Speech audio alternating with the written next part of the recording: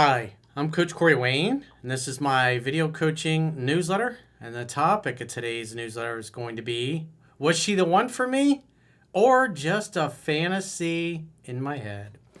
Well, I got two emails I'm going to go through with you today. The first one is from a guy, he's 23, and he's been following my work for about a year. He says he's read 3% Man about 5 or 6 times. And he just dumped his first real long-term girlfriend a few months ago because he felt something was missing. Plus, they were having some other issues. And now he's starting to wonder if he should go back to her because he's having some doubts about whether or not he made the right decision. So he writes in saying, how do you know? How do you know if it's the right girl or you made the right decision in leaving her in this case? And the second email is from a woman who writes in about a success story that she and her boyfriend are having. And they're both fans of my work, read both of my books, 3% Man and Mastering Yourself. And so she details how it's helped them in their relationship. So you get two good contrasts. One guy's going, I don't know if this is the right girl. And then you got a woman writing in with her and her boyfriend, a story of how it's helped both of them tremendously. So it's some good contrast. So let's go through the first email. He says, hi, Corey. My name is Bob. I'm 23, and I've been following you for over a year, and you've helped me improve my life significantly. I've read your book 5 or 6 times, and I've watched hundreds of your videos, including all the membership ones, which are great.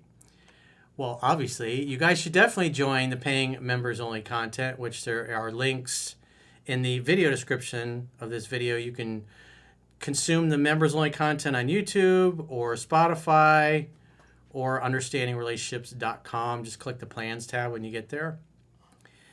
He says, I broke up with my first girlfriend a few months ago after being together for a year. The breakup was difficult and sad because she was my first girlfriend and I felt something was missing, similar to your experience with your first wife.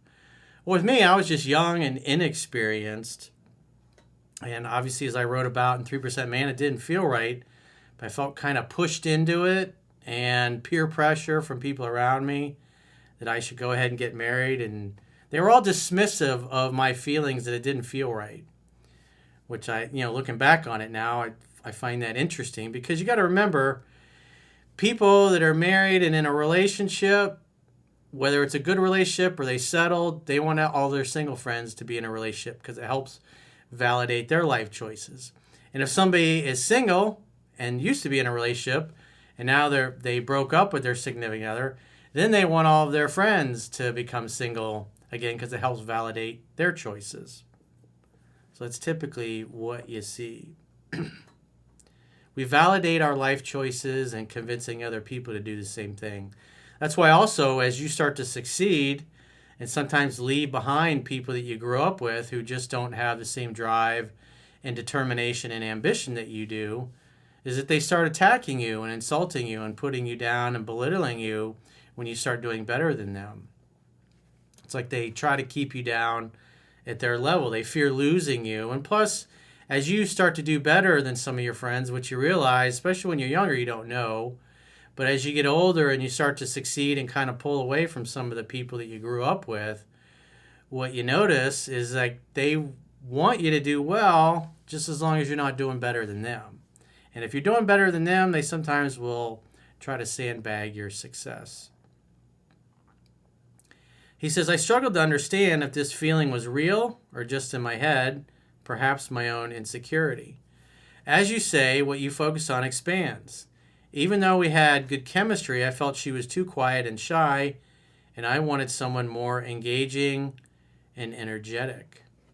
Yeah, that's just not something you can ignore. You either have that kind of chemistry or you don't. You can't fake it.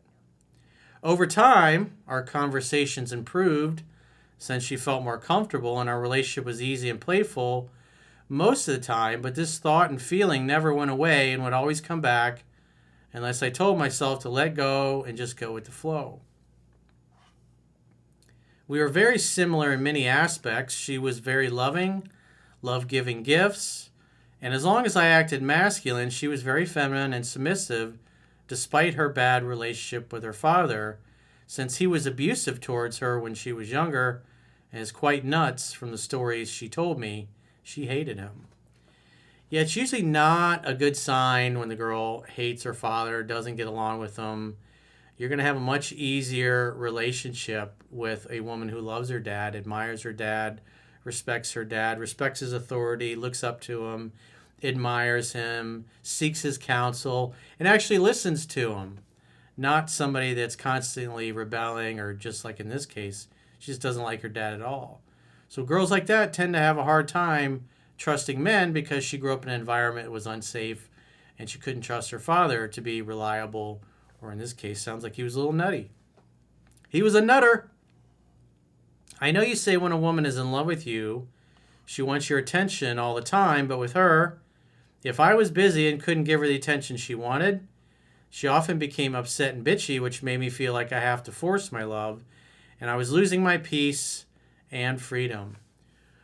Well, when those things happen, that's part of setting healthy boundaries. But if she typically doesn't respect the father, then she's usually not going to respect you or the boundaries. Because if she doesn't love and respect the father, she typically just doesn't respect men in general and goes against their wishes. Or what happens is you have a disagreement and then you think you resolve things. She agrees to see it your way. And then a couple days or a week or so go by, and then she starts in again trying to get you to go back on your word. And so it's like you keep having the same conversation over and over. In essence, she wants to nag you and pester you until you just give in and just go, fuck it, we'll just do what you want to do. And that's what a lot of guys do. And so you want a woman that follows you, that follows your lead, submits to you, and respects your authority. When you decide on something, that's it, because daddy decided. But if you think you resolve something and then weeks go by and then she starts in again, or especially if the mother was like that, she just berates and wears down the dad till he gives in, and that's what they learned at home, well, that's what they're going to expect to do with you. And being in a relationship with somebody like that, it feels like you're in a relationship with another dude. Instead of a teammate and a fan and a cheerleader, somebody that's rooting for you, it's oftentimes you feel like they're kind of pulling in the opposite direction. You're pulling the cart uphill, and she's got a rope behind it trying to pull it back down the hill. That's tiring and it wears you out. She was definitely more into me than I was into her, and I know you say it's good to have that leverage as a man, but I'm unsure if it's okay for a woman to be more into me, or does that mean that I'm settling? Well, if you're doing things right that are in the book, and again, in the year you've been following me, you've gotten through it maybe 5 or 6 times, not the 10 to 15 that I recommend, so there's no way that you know the book backwards and forwards. And so you have to have enough experience applying what's in the book with women that knock your socks off in order to overcome the fears, the limiting beliefs, the doubts. And this is the first girl he's ever been with. So he really doesn't have the life experience dating enough to know what he really wants. Because if he was probably like me when he was younger, he was probably a late bloomer like I was. It wasn't until I got into my late 20s after I left my wife that I really got to get experience dating the kind of women that I wanted, and dating and staying in relationships that felt right instead of doing what other people wanted me to do. But it comes with age. But like I said, it's always better if a woman thinks that she likes you more than you like her, because if it's the other way around, typically things don't go so well. If you've been following me for a while, I mean, we see the same patterns over and over and over again in the different video newsletters that I do when guys write in about that topic. So if you're doing what's in the book properly, she's going to be wanting sex more with you than you do with her, which most men have the opposite problem. Most men are not getting enough sex from their girl, and the women don't want to sleep with them because they don't feel safe and comfortable. So it doesn't mean it's settling, but the other thing that you got to understand is the honeymoon period lasts for 6 to 12 months. And I don't really hear him talking about how much he loved her, how much fun they had. I see a lot of complaints. It sounds like he dated a girl that was easy to date because she was really into him, but he was never really that into her from the beginning. He says, I do miss her. We made each other grow a lot, and it's sad sometimes, but I always take a positive outlook. I sometimes wonder if I should try again with her, but then ask myself if she was what I wanted or just a fantasy of it. Well, I would imagine she had several qualities that you liked, but like I said, when I look at how you talk about her and your time together, it just seems like you kind of settled. In other words, you dated her because of her high interest in you, not because you both had high interest in each other. And that was partly what was going on with my first wife, is that she was just super into me from the beginning. I liked her. I thought she was cute. And she was the first real girlfriend that I ever had. And I remember many, many years ago, 25 years ago, whatever it was, when I was talking to the late, great Doc Love about it. He says, oh, you married interest level. I was like, that's an interesting way to look at it. And so for a guy that was always getting rejected, for the most part, by the girls he really liked after a few weeks of dating, and then with my ex-wife, it's like I could do no wrong in her eyes. She just loved me. And it's because she was way more into me than I was into her. And it was great to experience that for the first time in my mid-20s. But just like this guy's experiencing, it always felt like this was great. It's been a great experience, but I need to move on and date other people. But I was so afraid that I would never meet anybody that was on that level or better, that's why I kept sticking around. Because at that point in my life, I was 25 years old. And I remembered all the failures that I'd had. I thought, well, this is as good as it gets. I must just, like everybody's telling me, I just must have cold feet. And in this case, like I said, when I listened to this guy talk about her, it's like he just kind of went along with things. He wasn't super into it.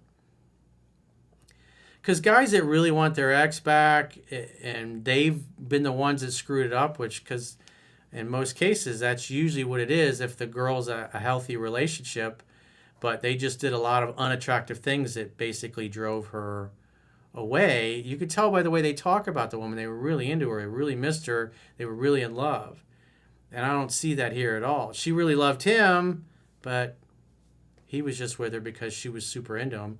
And it was his first experience. So he doesn't know what he doesn't know. He needs more experience, and he needs to date more women, and he needs to learn the book better.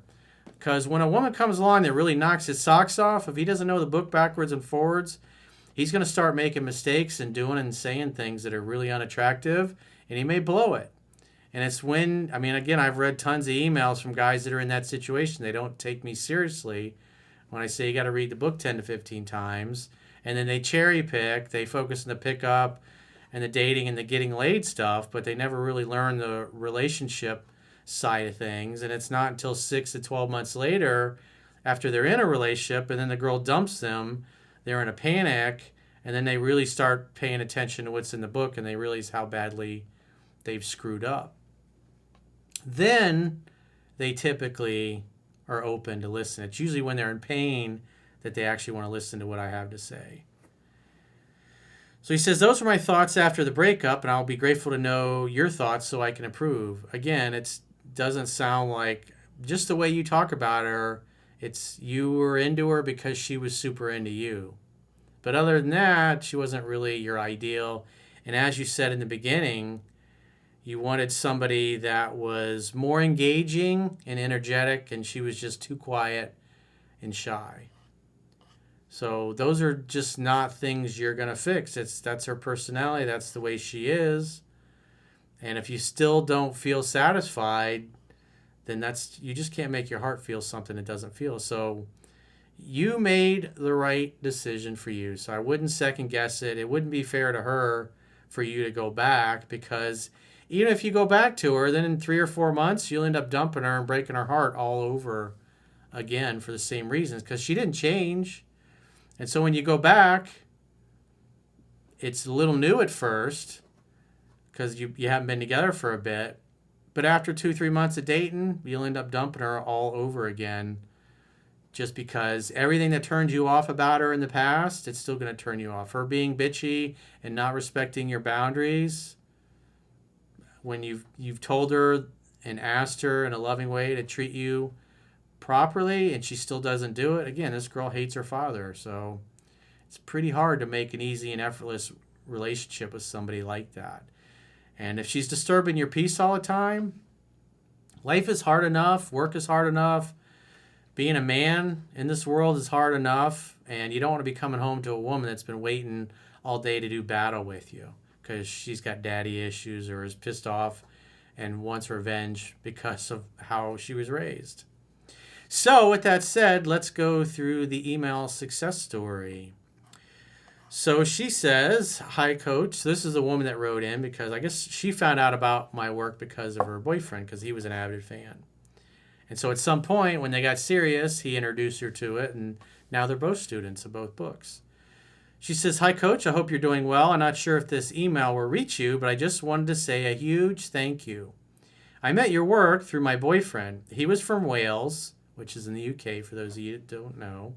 He's 34 and I'm 33. And we've been together now for almost 2 years, and he really is a 3% man. I find your content to be assertive and also a total standout. Hearing someone talking about integrity, following your passion, and working hard for it, being a good communicator, etc., it's like fresh air among all the insanity we see on social media today. Where I come from, Argentina, everybody does therapy. I personally have been in therapy for many years, but it wasn't until 2022 where I found my current therapist and made a lot of progress. When I moved to Europe for work 3 years ago, I noticed that doing therapy here is not very common and it's also very expensive. However, my boyfriend found your work years ago, and I think it's the only person that I know that managed to turn his life around or did the equivalent of therapy work with your books and videos. We both have copies of Mastering Yourself and How to Be a 3% Man. We enjoy listening to your videos, and I can say that I am in the best relationship I've ever had. We have a lot of fun together. We support each other, we communicate very well, and we love each other very much. I attach a photo of both of us, which obviously I'm not going to share with you guys, but she was very nice. And they look like they're having a good time together. He says, "I don't want to take much more time, so I hope you're doing well, and thank you again for all your work. Thank you, and cheers. All the best, Jessica." Well, Jessica, thank you for sharing all the way from the UK. So I appreciate that. And so like the first emailer was mentioning, if you guys haven't already signed up for our paying members only content, in the video description of this video, there are links to join on YouTube. You can join on Spotify, or you can join on website. And if you join on our website, you get a 7-day free trial. So you can see what kind of content you get for your money. And at the end of the 7-day free trial, you can choose a monthly or an annual plan. If you chosen the annual plan, then you get a 25% discount for paying the whole year up front. And so you get 6 additional paid members only video newsletters like this one that only paying members have access to on a weekly basis. There's a 3% Man study group podcast that's a weekly podcast. We have also a weekly Mastering Yourself study group podcast. And we have the full viewer questions podcast. And we also do other special interviews and videos from time to time that paying members have access to. So again, if you subscribe on YouTube, you'll watch the content on YouTube. If you subscribe on Spotify, you'll watch the content on Spotify. And if you subscribe on the website, then you'll consume the website there. If you subscribe on Spotify, you won't have access to the website or YouTube because they're different platforms. I see some people thinking that if they subscribe on YouTube that they'll also be subscribed to Spotify, and that's impossible. The platforms don't connect like that. But obviously we prefer that you sign up on the website because YouTube takes a big chunk of the membership fee, and so does Apple. They take their pound of flesh. And if you've got a question or challenge and you want to get my help, go to understandingrelationships.com, click the products tab at the top of your screen on any page of my website, and book a coaching session with yours truly. Until next time, I will talk to you soon.